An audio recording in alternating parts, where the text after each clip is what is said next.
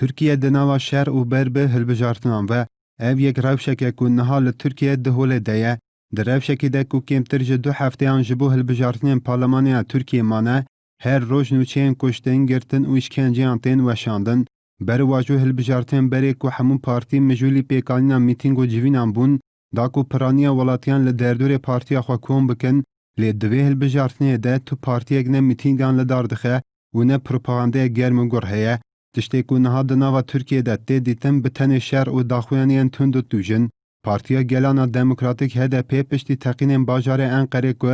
nûtuhev welatiyên Kurd û cebgirên Türk hatin kuştin, propagandaya hilbijartinan cemidand, ji aliyekê din ve rojekê piştî teqînên Enqerê, kecekê bê çalakî ragihand û diyar kir ku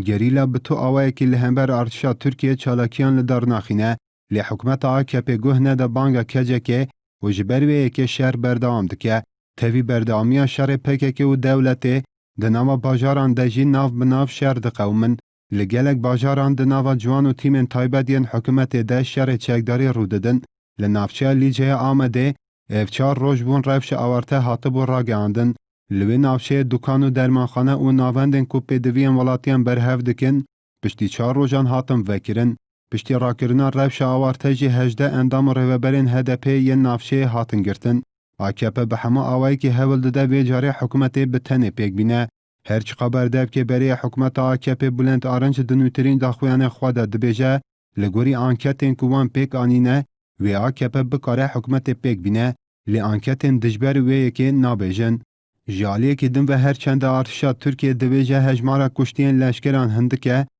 lê navenda ragihandin û çapemeniya HPG di beyannameyekê de hejmara kuştiyên artişê eşkere kir û diyar kir li navçeya Gebera Culemêrgê di dawiya meha Îlûnê û vir ve 82 leşker hatin kuştin û 9 gerîla jî şehîd ketine. Nakûkiyên navbera partiyan, şerê navbera PKK û artêşê û şerê navxeyê Tirkiye û teqînên ku welatî têde dibin qurbanî ji aliyekî, lê tiştê ku mirovan difikrîne ev e ku divê rewşa tevlîhev de hilbijartin dê bi awayekî rêk û pêk werin pêk anîn yan na.